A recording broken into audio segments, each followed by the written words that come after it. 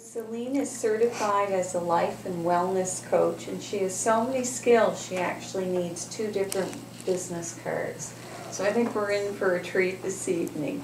She also does reconnective healing and does Qigong. Qigong, yes. Qigong and Tai Chi. Well, thank you so much for having me here. It's a great pleasure. I would have never dreamt to be sharing this with all of you. And I have to say that my own father passed away from leukemia. And after that, I got, how can I say that, scared, I think. Yeah, very much scared that it propelled me to find ways to search what could I do in health to support people. And that's how I became a life and wellness coach, because I'm a teacher, and it wasn't enough for me. And I felt completely at the mercy of what is.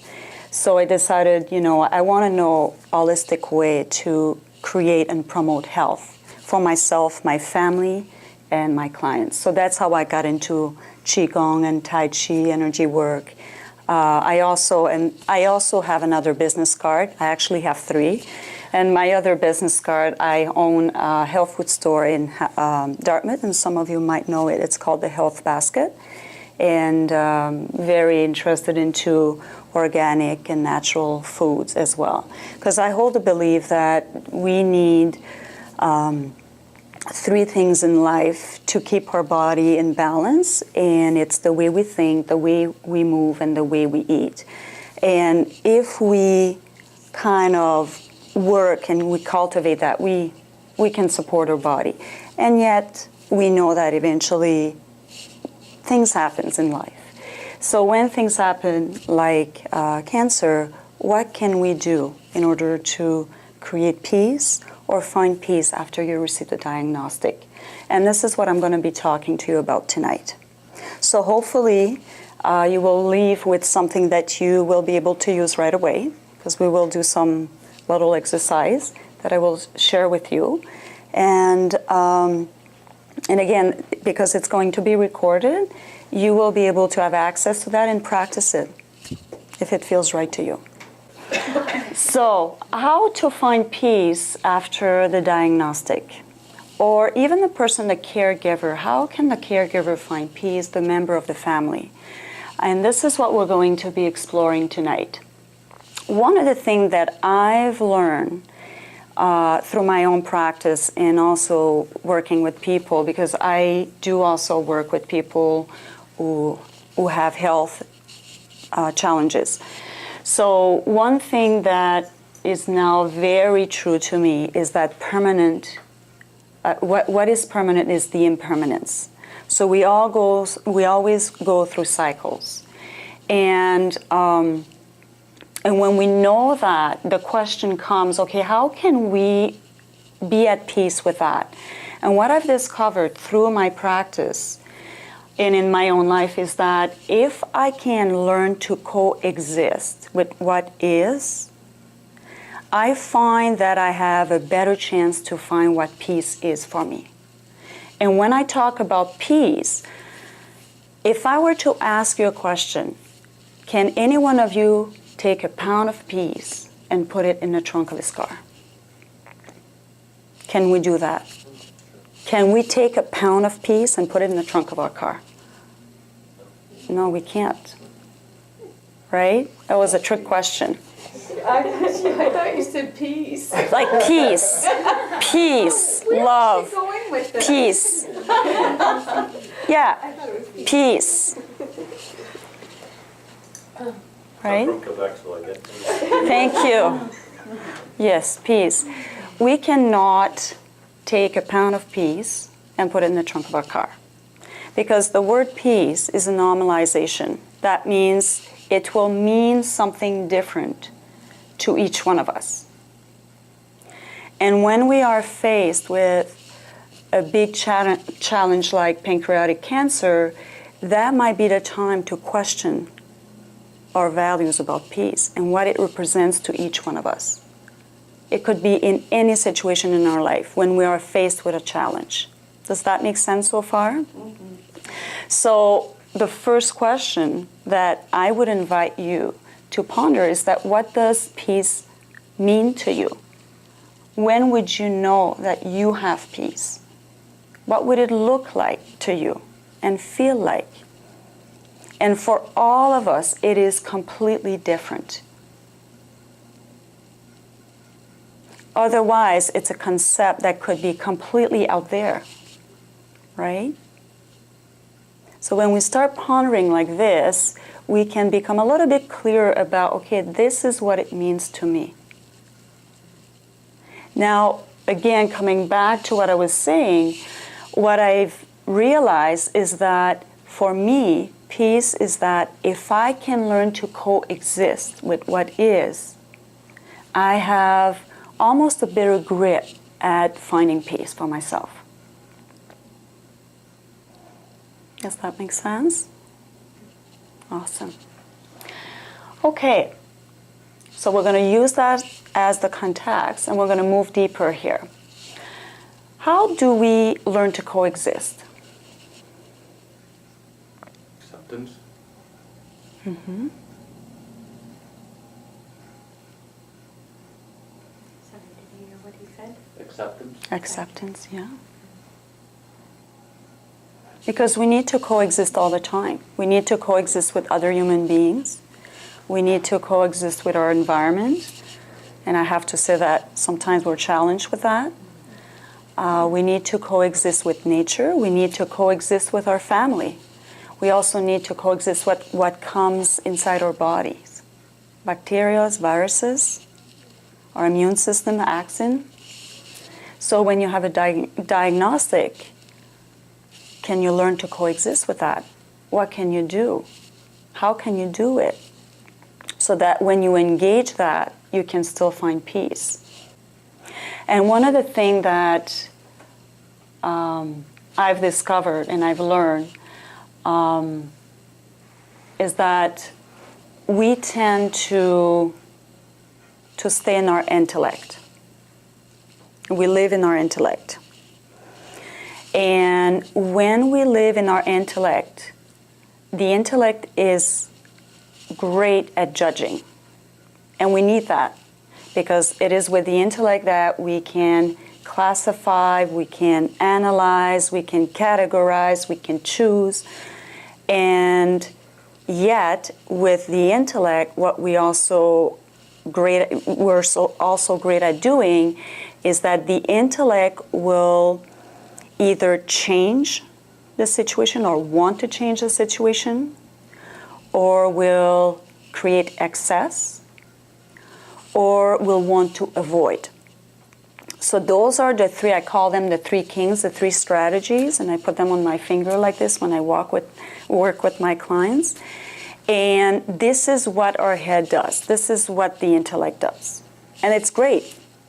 But the thing is, the intellect can only process about 3 to 4 types of information per second. And for a woman, maybe a little bit more because we're more on the ADD side and we can do more things, as a joke. What we now know and the science tells us is that when you want to know peace, you cannot find it with your intellect. We just can't. Because the intellect is not made for that. It is too small as a processor to actually create that for you. So with your intellect, you cannot create the state of peace.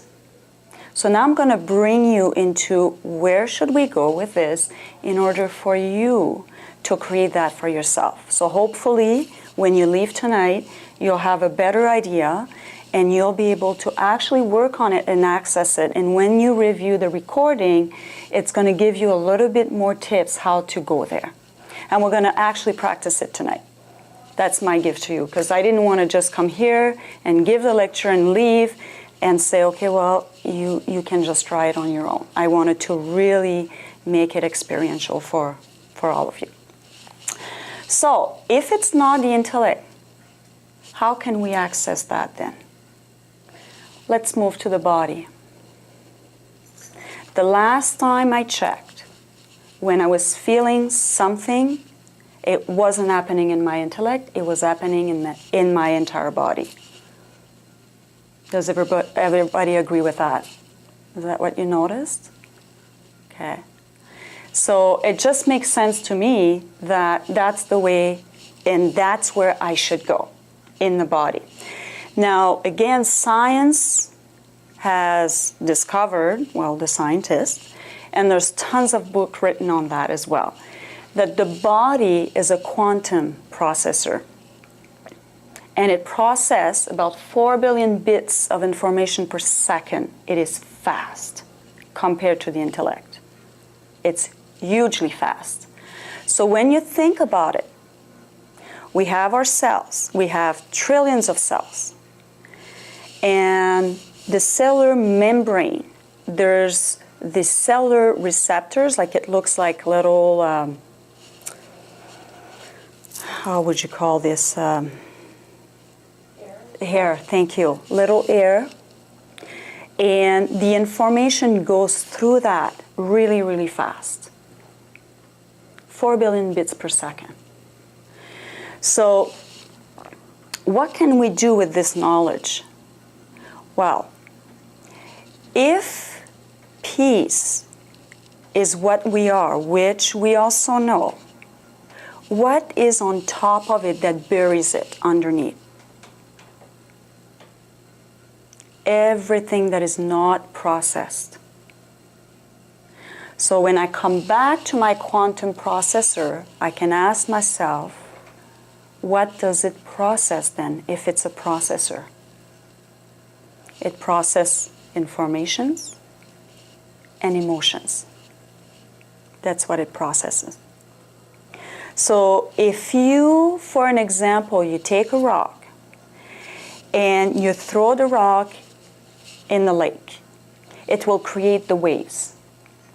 So at the beginning, closer to where the rock was, the waves will be bigger. But as the space is covered by the undulations, it starts to get minimized. And then it becomes clear again and calm. It's almost as if our body is the same. So the way I kind of look at it and I play with it, like as a metaphor, we know that our body is made out of 70-80% of water, right?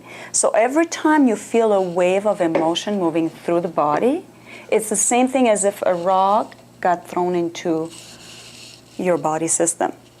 And it triggers the wave to move. And oftentimes, what we tend to do is we feel the wave moving, and we might not give ourselves permission to feel it fully, entirely. And as a defense mechanism, we come up here into the intellect, where the intellect only processes 3 to 4 information per second. It slows it down. So it's going to take a little bit longer to find peace. Let's put it this way. Does it make sense so far? Instead, when we remain completely within the body, the mechanism that process at a higher speed, the wave moves and the water becomes calm, quicker. And then you know something, insights comes up. And peace is following right after that. In all of my years of coaching, working with clients and even myself, because in life we always need to coach ourselves as well or receive coaching from somebody else, that has been my experience. Every time that I had waves moving through my body, after the wave has moved through, peace came. A calmness, and I call it my silence. I give it a different name. So maybe for you, you might give it a different name. Some people call it awareness. Some people call it peace, void, the gap. Could be any name that represents this stillness for you. Make sense so far? Okay. So, how do we move into the body? This is where we're going to go. You're going to have this experience. In order for us to move into the body, we need to feel safe within our body. And especially when we have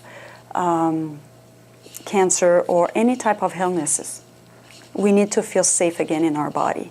So we need to see our body not as our enemy, but as our friend, right? So we know that if I'm here, if my focus is here, my attention is here, it's too slow to process. So I need to move my attention down. If I move it down, I can move it all the way down to the base of my spine. When my attention is at the base of my spine, this is where I have access to the parasympathetic nervous system. And that system is responsible to create safety and calmness.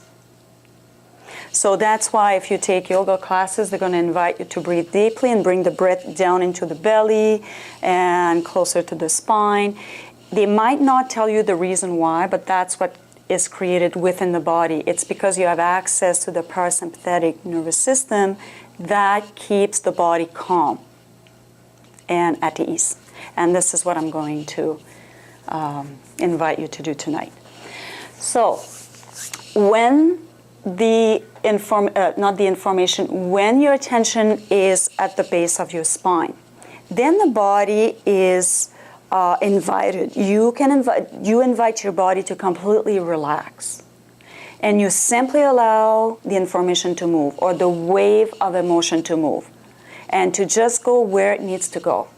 And all you need to do is to breathe, follow the impulse, and keep the space. And after that, you can notice the difference. Are you ready to play? Yes. Yes? Awesome. Okay. So before we do this, I'm going to feed your intellect, because if it's like mine, it's going to ask all kinds of questions. Where is she going to take us? Blah, blah, blah, blah. So I'm going to put your intellect to rest, or your mind to rest, and then when I guide you through it, it's going to be really almost like it's called an induction. So it's almost like meditation, but you follow the sound of my voice. Okay. So what I'm going to invite you is to find a comfortable position and to start breathing and to start paying attention to the sound of your breath. And I'm going to ask you to simply notice where your awareness is, or your attention. We're going to start with the attention. Where it is. Is it outside of you? Is it inside of you? Where it is. So then, from where it is, I'm going to invite you to move it right at the top of your head, right here. And you're going to also see that there's a white feather right here, right at the top of your head. And you're also going to see that there's an opening at the top of your head. And that opening is going to expand. The edges are going to soften. And it's going to create space within your head and within your spine, all the way down to the base of your spine. And then when I invite you, you're going to simply allow that beautiful white feather to descend side to side, all the way down, all the way down. And as it descends, your attention is the white feather, so it descends with it all the way down, and you're going to position it at the base of your spine. Pure and simple. And then I will ask you what you feel is different after that. So I'd like to invite you to find a very comfortable position, making sure your back is supported, shoulders are relaxed. You might want to place your hand on your knees or on your quads. And having your feet flat on the floor for grounding or earthing.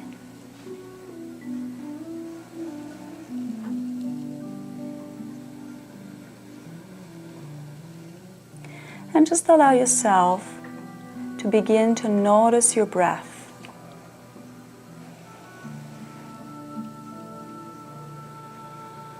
As you inhale and exhale.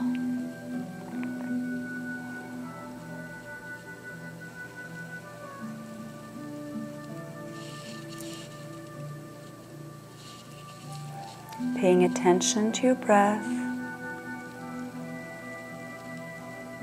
as it moves in and out of your body.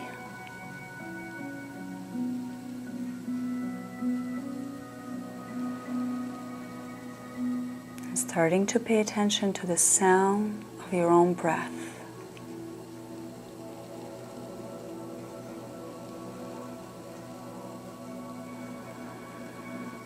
And as you breathe, just allow your breath to move deeper within your body.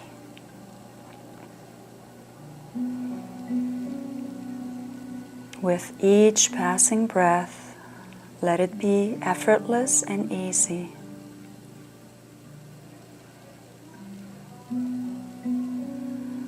And just allow the body to find its own natural rhythm. Breathing in and out, easily, effortlessly.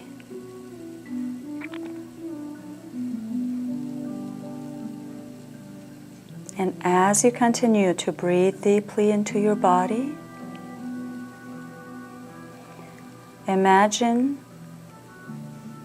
that you have a beautiful white feather at the top of your head.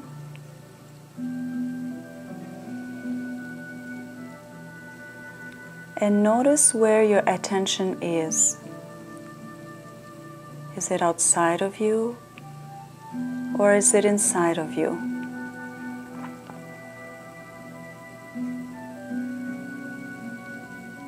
And just allow your attention to meet with that beautiful white feather sitting at the top of your head.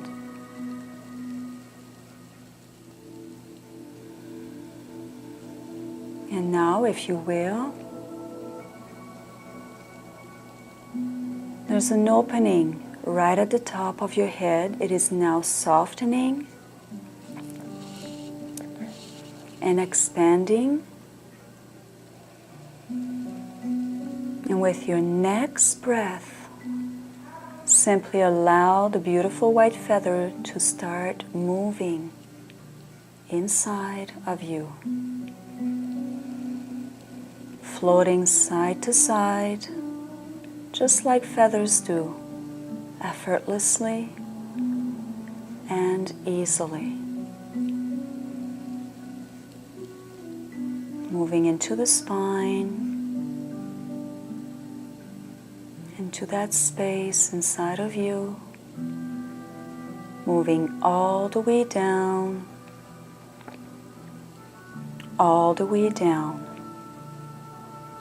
until it reaches the base of your spine, where it will rest ever so softly at the base of your spine.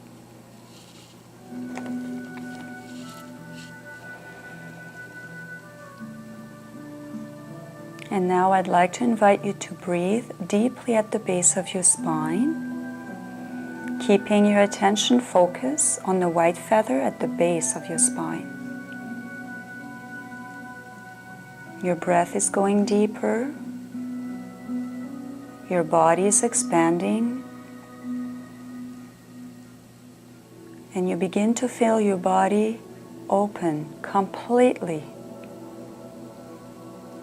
expanding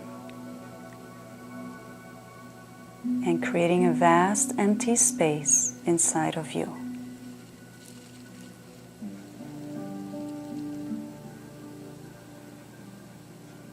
And now I'd like to invite you to scan your body, keeping your attention at the base of your spine,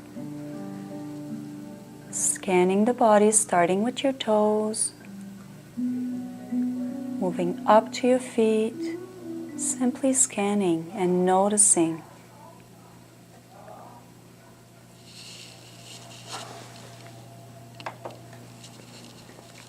Moving to your legs,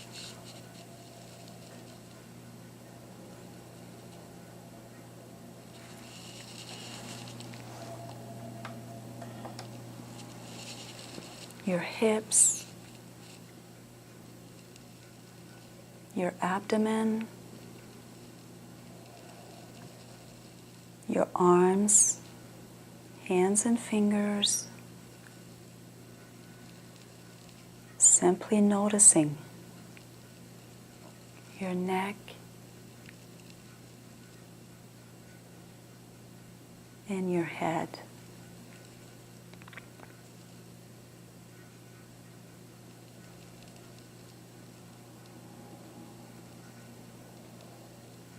Keeping your attention at the base of your spine on your next inhale, taking all the time that you need. You can come back into the room, gently open your eyes without losing the state.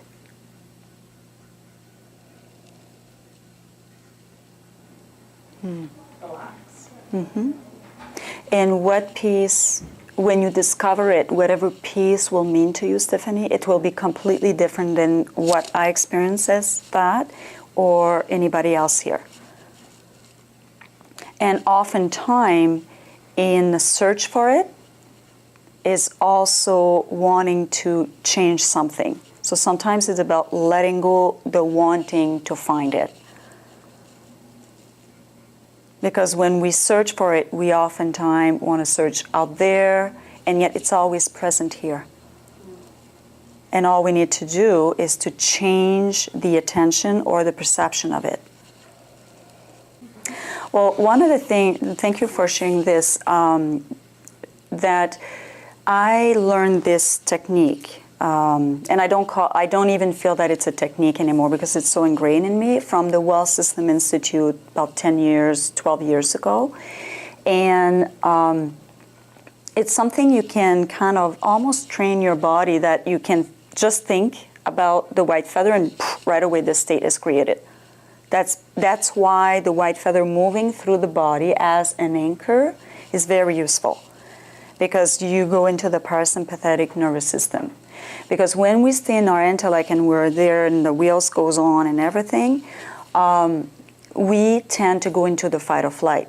And in the fight or flight, you cannot find peace into that unless if you, like for an example, I've met at one time a martial artist who was able to find peace within a competition. And that was like, wow, it just kind of blew my mind. How did he do that? And when he shared with me, he was taking his attention and bringing it down deep in his body. And it made completely sense to me.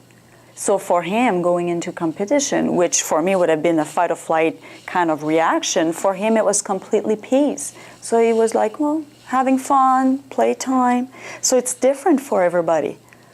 So how can you access that system which really, it gives you tranquility?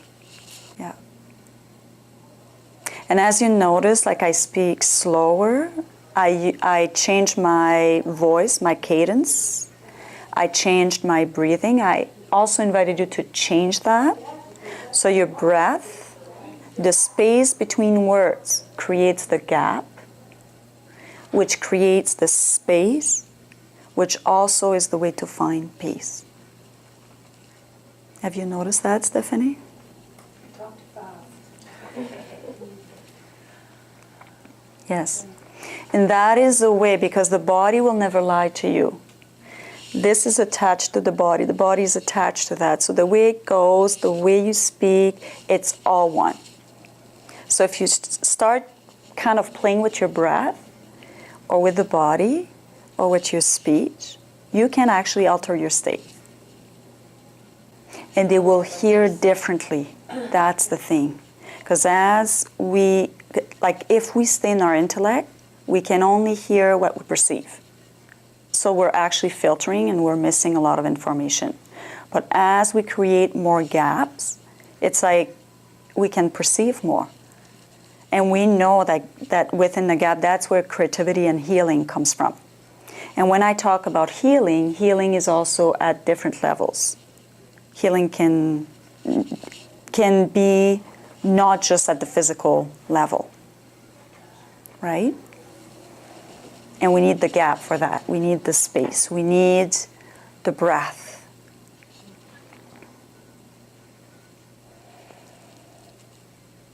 Okay, are we ready for the next one? The next one's a little bit faster. I'm going to pick up the pace. Okay, so what I would like to share with you is a metaphor. And I find that one, I teach that in Qigong. And everybody that has used this kind of 3 moves, it really helped them out. So it could be somebody who were going through depression or somebody who was really sad. I give those 3 moves to people who have lost loved ones or going through any kind of challenges. It's a great one. And what it targets is the liver, because the liver is responsible for boundaries. So when you receive the diagnostic, it's almost as if there's a disempower a little bit. You know, it's like the boundary issues are tested there. There's also the heart, which is a shock. It's a shock when you receive a news like this. And the other one is the stomach, which is responsible for digesting the experience as well, not just the food. So the 3 organs as a metaphor, we're going to put them 3 together, and I will show you 3 moves that you can practice. And if you do these 3, 2-3 times a day, I think it's going to help. Like, I think it's going to create great state for you. Okay? So it's called The Old Man Searching for the Pearl. Does anyone has heard about this? The Old Man Searching for the Pearl. Okay. All right. So this is the way I present it. Okay, because I thought I came up with this fabulous idea and this fabulous metaphor. My master I study with in Arizona, he doesn't come up with fabulous idea like that. He's very regimental and like, no, has to be fun. So the old man searching for the pearl, he goes to the ocean and he saw this pearl. And so he's trying to get the pearl. So he's going to kind of fold at the waist, and then he's going to go into the water, and he's going to kind of move his hands like this, and he's going to make the sound of the water. So it's going to go shh. And then you realize, okay, where is this pearl? It's like I'm seeing a pearl, but I can't touch it. So then when he's thinking, he realized that it's the moon. So he's like, oh, okay. All of this sudden, I realize it's the moon. So he makes the sound, ha. And the way we're going to do it, we're going to press our 3 fingers on this spot here. So in medical Qigong, this is the pericardium, which is the sac that surrounds the heart. And this is the heart, and this is the triple warmer. And the triple warmer is the function in the body that is responsible for breathing, digesting, and eliminating. Okay, so these 3 fingers, we're going to place them here like this. So when we move up, and then we're just going to go, I just realized that it was the moon. Then when you realize that, we want to digest the experience. I'm accepting, I'm coexisting, I'm realizing. So now I'm moving into the stomach. So I'm going to take my elbows and I'm just going to brush my elbows to the side. And what is the sound that we always make when we have a stomach ache? Anybody know? Kids? Oh, right? It's that sound. And that's brilliant. We know that stuff already.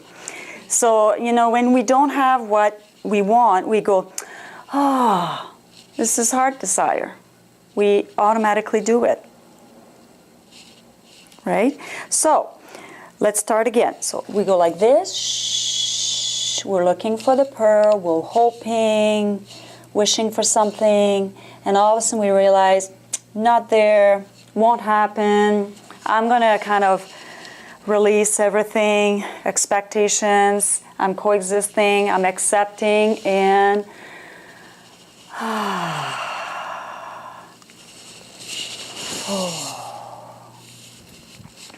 that's it. So, we're going to practice that. Stand up. So, we're going to search for the pearl once. And then as we move up, we're going to do the ha, hold 3 times. And then we're going to go back down for once, 3 times. Okay? So I'll guide you through it. Everybody's ready? Awesome. So let's search for the pearl.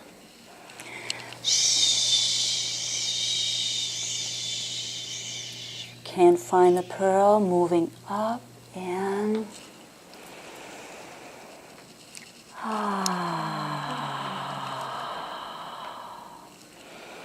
take a deep breath and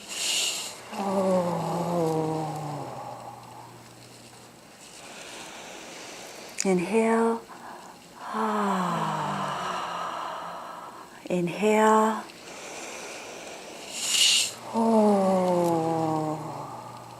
inhale,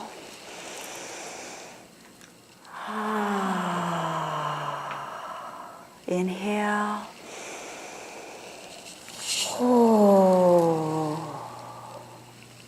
search for the pearl, rise up, inhale first, exhale,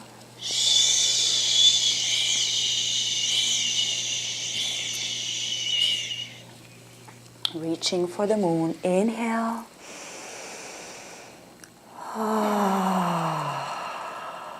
inhale, exhale, rising up, inhale,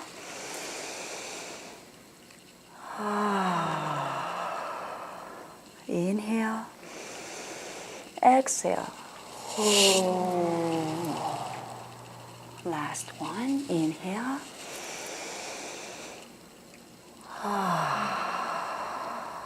inhale,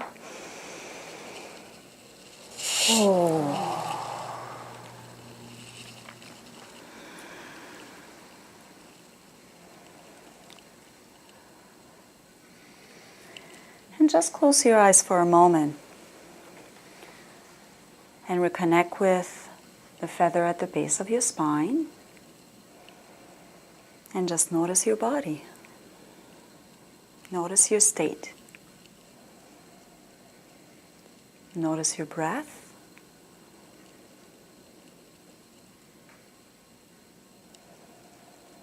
And if you would know you have found peace,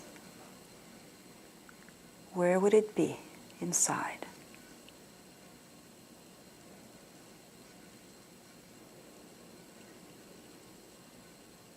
And if you would know you would never have to look for it,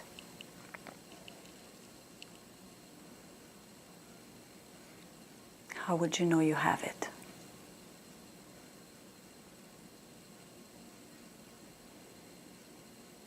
How do you know it's already inside of you?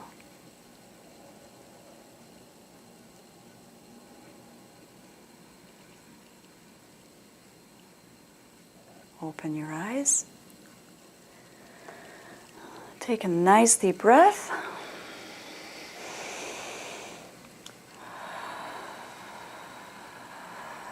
And one more, and slightly open your mouth on the exhale. Inhale through the nose. Exhale through the mouth.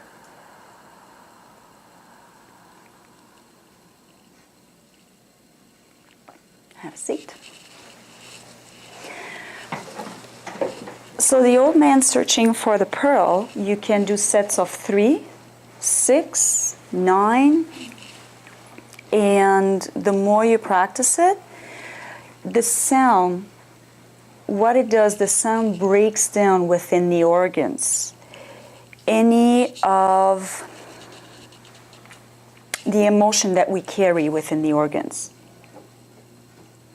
So for instance, if somebody has a lot of anger, the anger will set in at the liver. So the sound shh and feeling it here would start to break down and it's going to actually help moving that information that is placed in the liver. I do that one when I have my episodes of rah. Yes.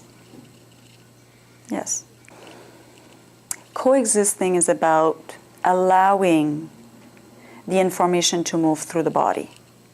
Because the body knows how to digest that information. So if I'm feeling sadness, or I'm feeling anger, or I'm feeling loneliness, or I need to grieve, I need to feel that. I need to live it. I need to allow my body to process that information. So it needs to move through my body. What we tend to do when we have huge amount of information moving through the body like this is that we go into the intellect and we start judging it. And the three ways we judge it, we want to change it, we either go into excess or we want to avoid it. Okay? And those are great because we need to go gradually within any experience. So of course, like even for me personally, sometimes there are experience that comes, I'm not ready for that. I don't want that. So I will tend to go into my intellect and I will use the three king. I'm going to try to want to change it, making it better, or changing it completely, or I'm going to avoid, or I'm going to go into excess and start doing the dishes like 3 times and cleaning up my house like crazy, thinking it's going to solve it. So when I notice that, I can kind of choose to step deeper into my body and fall into that to find safety and actually allowing the waves of emotion to surface. So earlier when I was sharing with you, when you throw the rock in the lake, it's that kind of philosophy. It's like the metaphor. That doesn't mean that you're not going to feel. What it means is that you're creating safety within the body so that you can allow the information or the wave of emotion to move. After that it's completely moved and it got processed, peace is there, stillness is there. Does that make more sense? So when I work with clients, oftentimes they need to cry. Things move.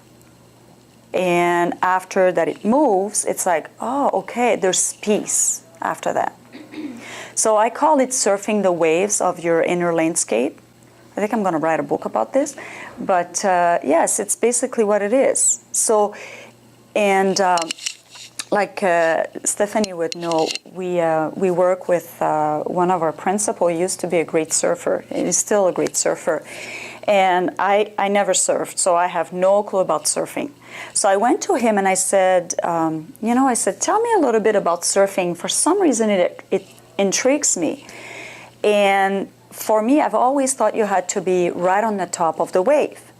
And he said, no. He says, if you go on the top, you're going to be crashed down, blah, blah, blah, blah. And I mean, you need to be going into the tube. And then it dawned on me, it's the same thing with our life experience. What we tend to do with the intellect is to go on the top of the wave. And you're going to crash down because, yes, you will use the strategy of either changing it, avoiding it, or going into excess. That can only support for a little bit of time. But the results of finding peace and safety is by going in the tube. Because when you go into the tube, you're right at the core of it. And the body knows how to process that. And that's why now science is there. The science of it is there. And we know that it's a quantum processor or a quantum biological processor. And it processes information and emotion. So it's to really having no judgment about it and simply allowing, finding safety, and opening the body and allowing. So journaling is a great way to do this. So sitting down, and that's one of the things I share with my clients, do the white feather, put some nice music. When you're there, just allow whatever wants to come to the surface and write about it. Just let it pour out like on paper. Don't censor anything, just let it rip, like they say. And see how you feel after. Going into the tube is a metaphor that I'm using Yeah. for us to give us permission to go into the core of what we're feeling in our bodies. So when we have waves of information moving, instead of going into our intellect to analyze or kind of stopping it, I don't want to feel this is not okay, I'm judging it, that kind of thing, it's to let go of that or suspend it for a moment and go right into where you feel what you feel. That to me is the tube of the wave. Because staying at the top of the wave, for me, is a representation of going up into my intellect. Because I'm staying up, I don't want to go down, I don't want to see what's down, kind of thing. Because the top of the ocean, the top of the wave is just like, but when you go deep down, you discover a life there. It's the same thing with our body. If that makes sense. Yeah, I like using metaphors because I find it helps sometimes with some clients to make sense of things. So, and it's to really use the right tool at the right moment. That's basically what it is. Because we need our intellect. Yes. And yet to access what I need to access, information and waves moving, it's just the intellect is not the tool for it. After the wave moves, then if you need to choose differently, then you can do that and the intellect comes full force. And that's what it's there for. So for instance, if I'm not feeling great in my body and I discover that for an example, after I went to see the specialist and I don't know, I'm gluten intolerant, for an example. After I did all my moving through my emotions and the waves and I discover, okay, this is what's coming up. Well, then I need my intellect to kind of, okay, create the diet and what am I going to eat and plan and organize and everything. It just happened to me. Yes. And I really feel that everybody that came and decided to work with me, they were always searching for that. They were talking about the word peace, and yet it was that connection. Because as soon as we don't connect with these two, like as one, we cannot feel peace. We just can't. Edgar Tolle will say that. Deepak Chopra will say that, along with all kinds of wonderful teachers. I mean, it's been around for thousands of years, really. Yeah, it was very, very connecting for me this evening, Celine. Thank you. Truly, on behalf of the group, thank you so much for bringing what you brought to us, the gift that you brought to us tonight. Well, thank you so much. It's a great pleasure for me to be here. Like I said, I love and I'm passionate about what I'm sharing. So, yeah, really, truly glad to be here.